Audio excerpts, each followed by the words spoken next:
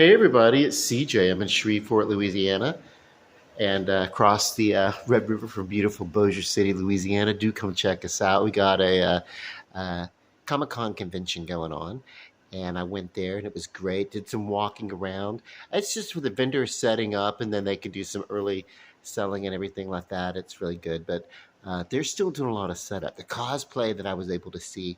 Was great. Check a video that I just posted about that not long ago. Okay, and in that video, I was talking a little bit about the Blue Beetle movie that I saw.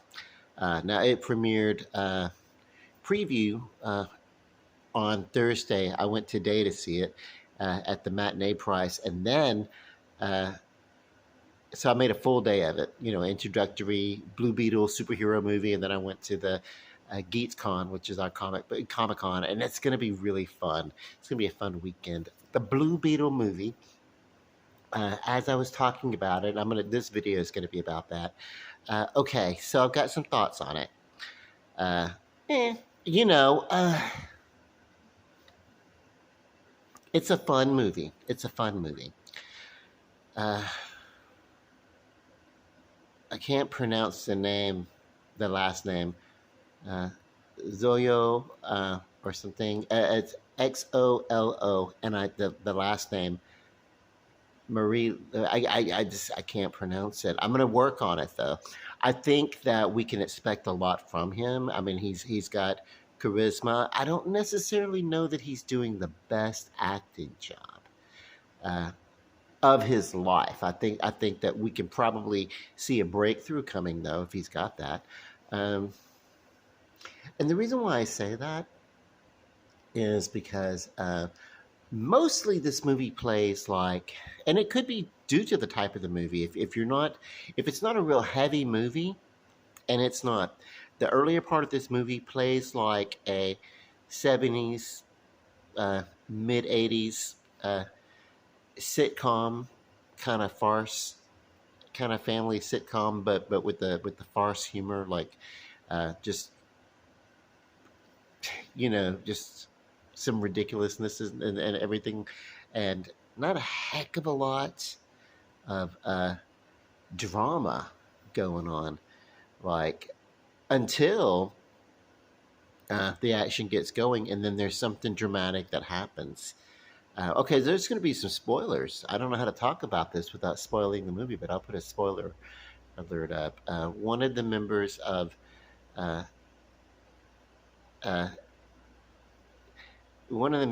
of the family of the Mexican American family dies, and the reason why is because, well, I'm getting ahead of myself. Let me just go back and start from the beginning. So I think we can expect a lot from the lead character of this movie. Um, George Lopez plays an uncle uh, to the parents of the Blue Beetle. It's not sticking with me. His name. Oh yes, it is. His name is. How could this not stick with me? His name is Jamie. Of course, in Spanish it's pronounced Hammy. Uh, and so as like they'll call and they'll address him as Hammy, and he's always like, "No, my name's Jamie." He is a post college graduate, pre law college graduate, and struggling financially with the family. He comes home and he's like, and it's not a dramatic thing. He's like, come home and it's like, hey, we congratulations for coming home from college and doing good. And they're like, we got some things to tell you. Uh, but after we eat, so he's like having, he has the tacos and stuff like that. And then the sister is like, breaks it to him. Hey, we're losing the house, by the way. And he's like, oh, well, we'll pull it together. We'll do it. That's Jamie, the older brother from college, saying that's what we'll pull it together, and that's what we do. Uh, it's just like, well, we don't really have the business that much anymore either because of Dad's heart attack. And he's like, oh wait, there was a heart attack. You didn't tell me. He's like, they were like, you're away at college. We didn't want to disrupt you and your education and everything. So he comes back. It's like 6, 7 months later. I don't know. You graduate from college, post law, and then for some reason decide not to go on uh, to not to go on to law school, but to work on, I don't know, saving the family home, which is kind of not a great. I mean, it's okay. I mean, it's an own home and stuff like that. I get it, you know. But so check this out. You know, memories and everything like that. Look at this as I'm talking about this. Uh, we're gonna get. Well, no, I'm jumping ahead of myself. Also, there are some points to this movie that are not exactly plausible. Not in the superhero kind of way, but in the structure of the story. This is not what happens in. Uh, you really have to suspend your belief in the simplicity of the characters, even in the characters that are supposed to be, you know, just scientific geniuses and innovators and movers and shakers within the world. There's a major company here, major huge company that has projects all over the world. Uh, Development. They're a real estate development and this and that. They used to sell um, weaponry, military grade weapons and things like that. And of course, now they don't. And then Susan Sarandon's character is the head. She has become the head of this company.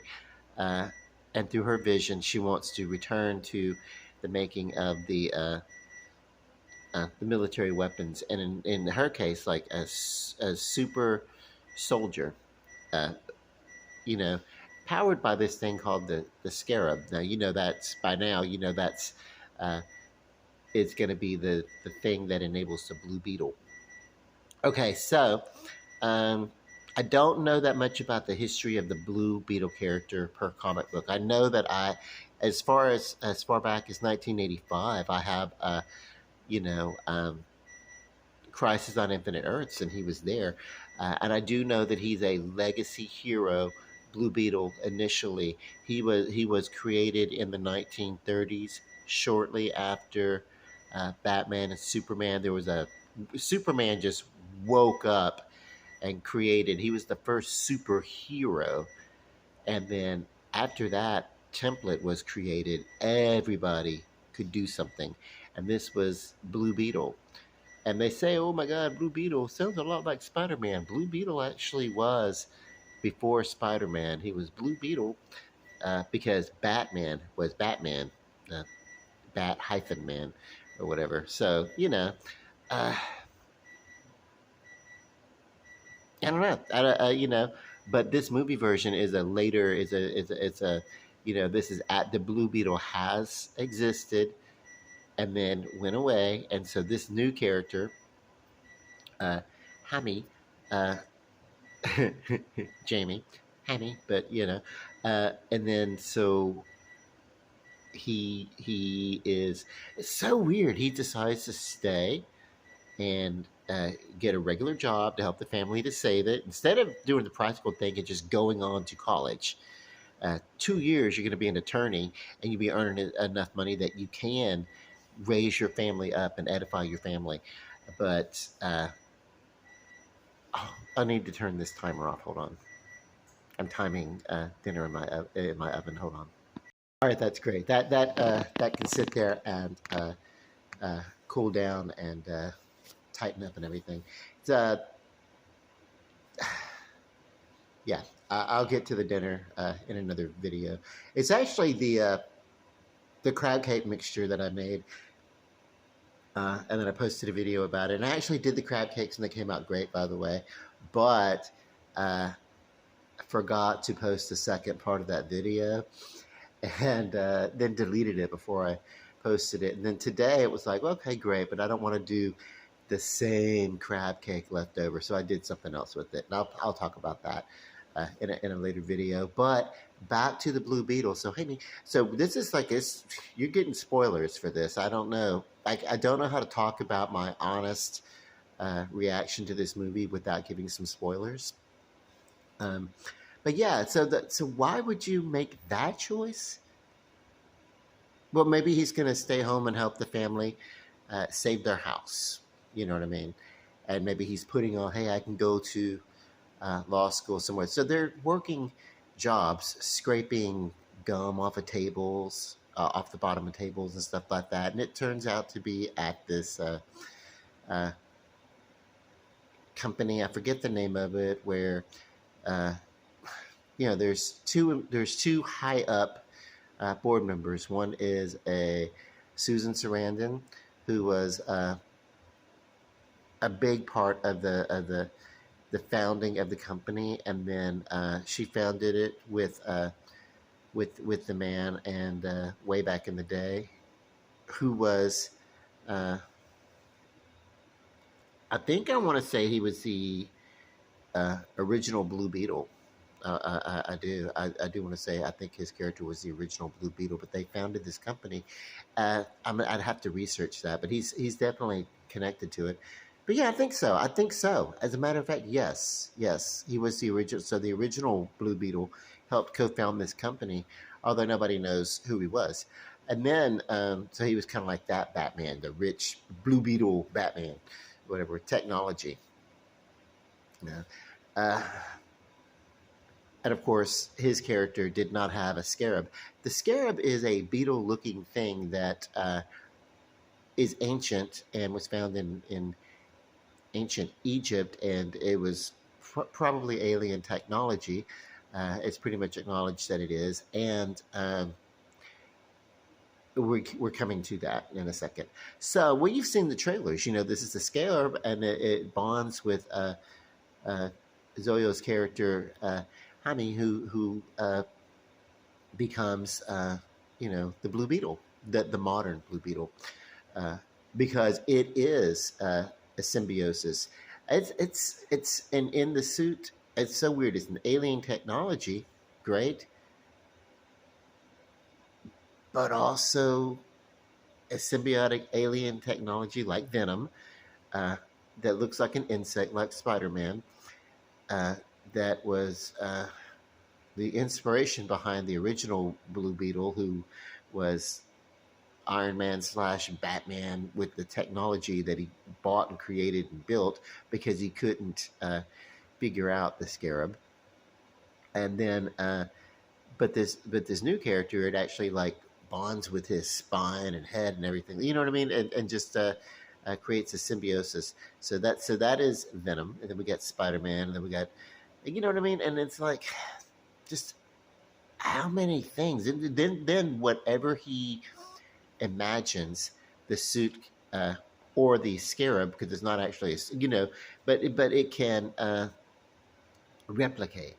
You know, uh, so get a little bit of a Green Lantern action going on there. So this character, this comic book character, is all over the place with the crazy superpowers, and it's really kind of cool.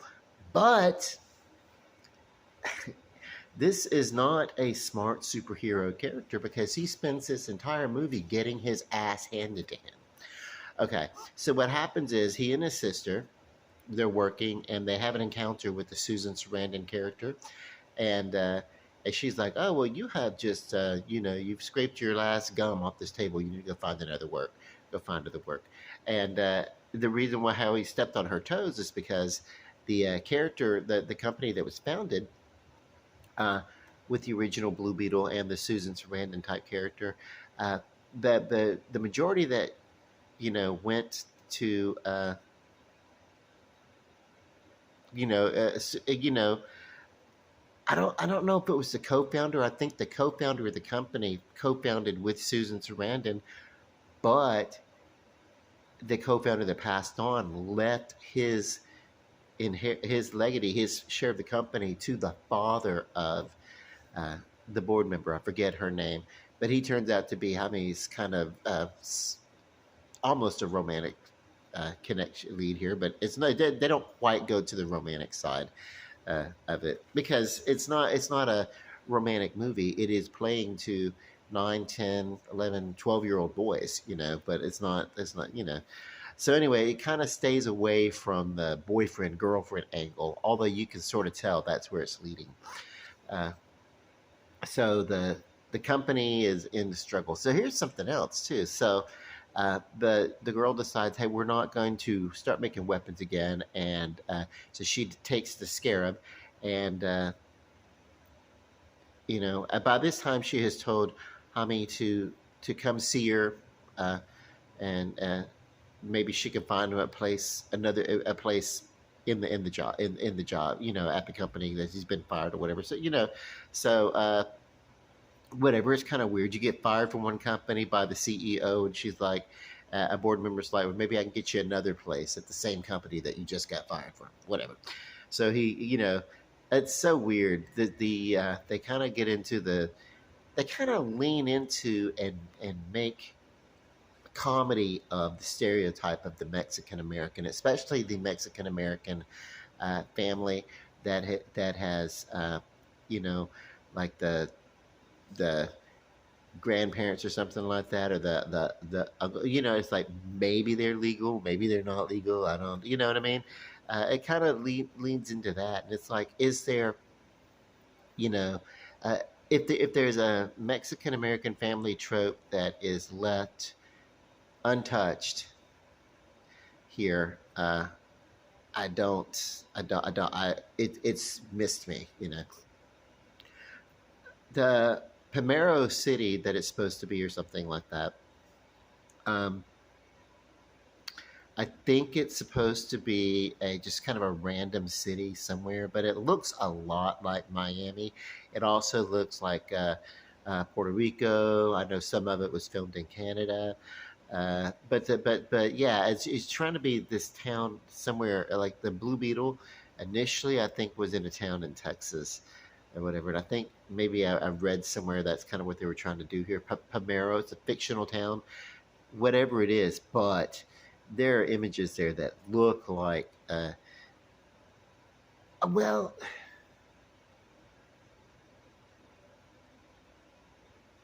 I don't know. I don't know. Maybe not. They're talking about some they keys. Keys are like small islands that kind of like hang off the coast or something. So maybe it's okay. Maybe I misunderstood what I was reading before. Maybe this is a little place around the keys, but it's a fictional town. But it looks like Miami. You know.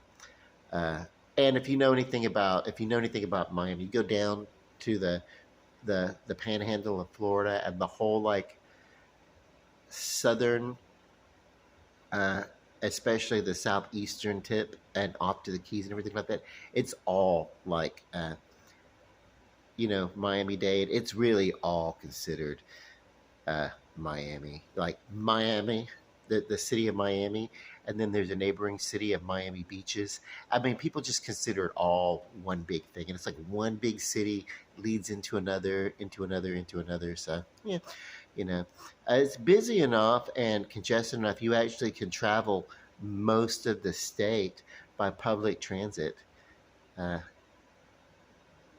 and I wish I had known that when I was coming back from Miami back to Shreveport. I just would have taken the public transit as far as it would go, the Metro Rail as far as it would go, and then get a Greyhound and save probably about 50 or $60 when I was coming home. Who knew? Okay, so um, yeah, uh, what's going on here is uh, yeah, I'm talking about this movie. I haven't even gotten to the action yet. Okay, so um, the the the good board member steals the scarab, and as she's trying to escape, and Jaime has come to look for a job, and she's like, "This isn't a good time to take this box. Guard it with your life, by the way. Oh, and don't open it. It's not really your business. But if you said you'd do anything for a job, do this. Whatever." So it's just how that it's just not very plausible how that happens. But like I said, this is not a movie that's taking itself too serious. So anyway, they go home, and then like the whole like little family. George Lopez does a great job as the uncle, uh, who's into conspiracy theories and everything, and he plays it well. Uh, little bit of a not far of a stretch. If you know anything about George Lopez, I mean he sometimes gets in trouble for his thoughts and theories.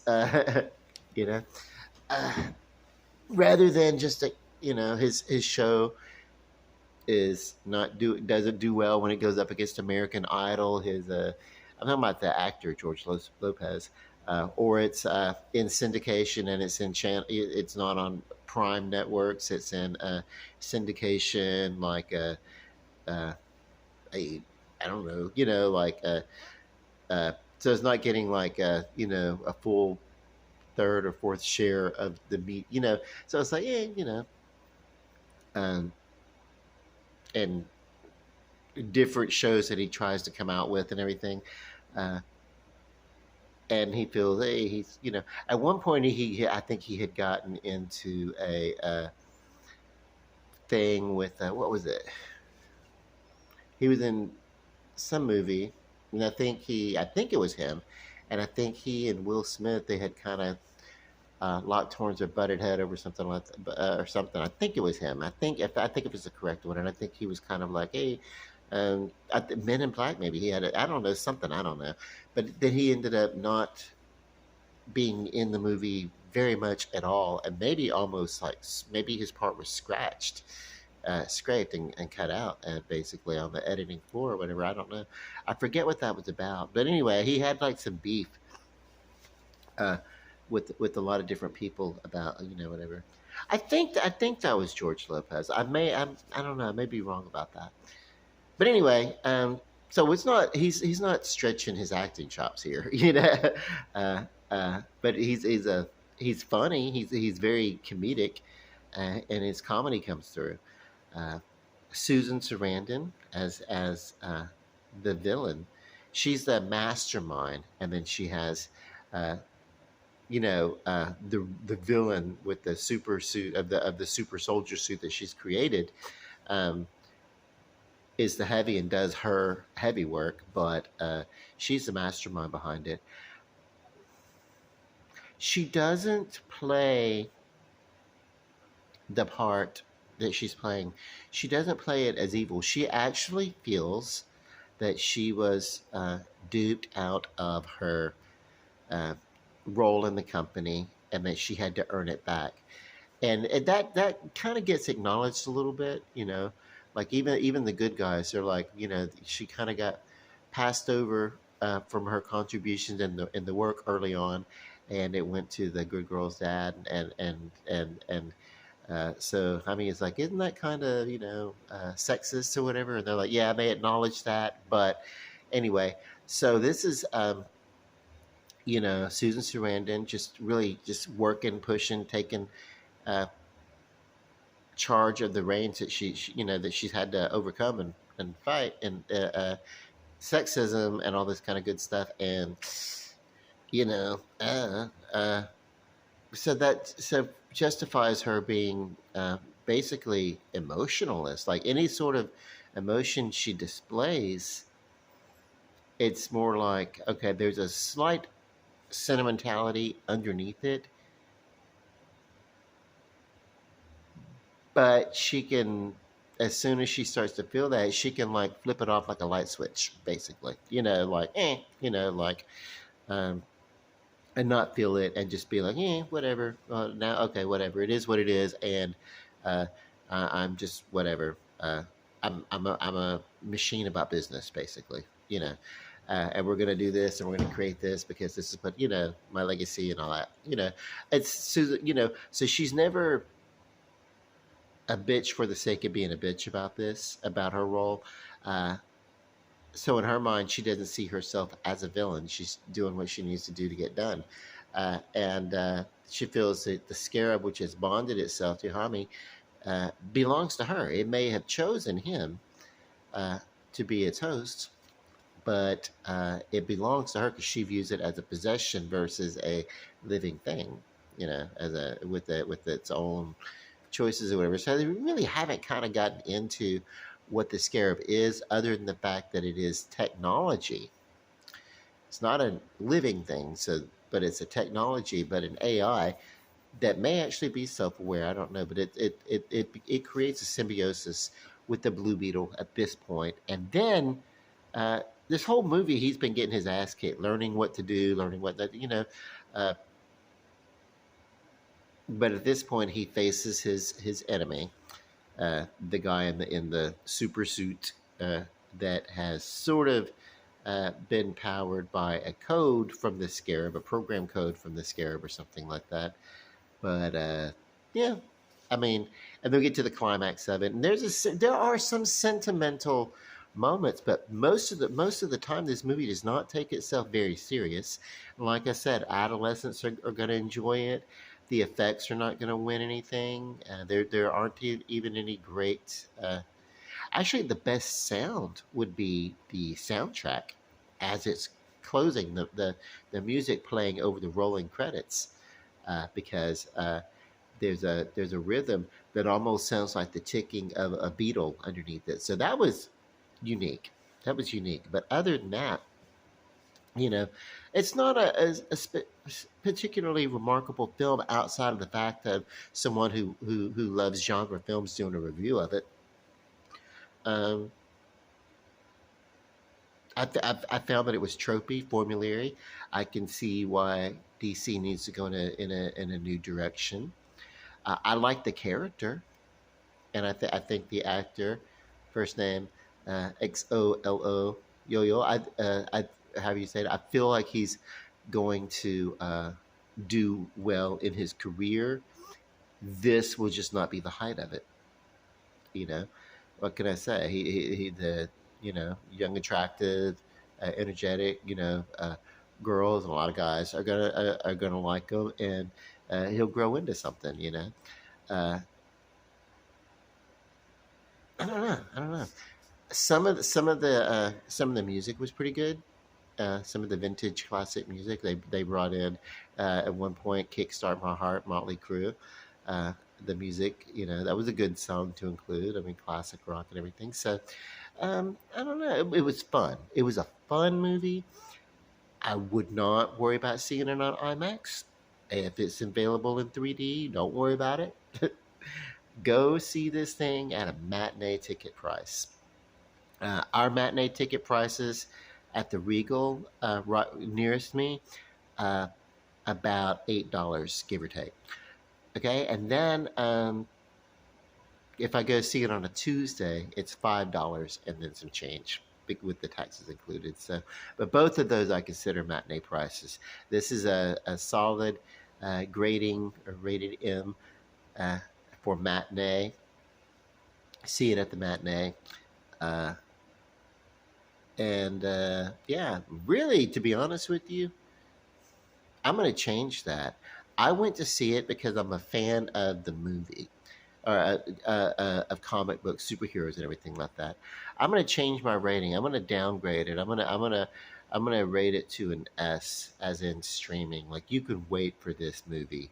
If you're just not a superhero movie, if you don't want to, if there are other movies you can see, go see that. But when this does come out, say on HBO Max or something like that, or you want it, yeah, it's probably worth a good streaming.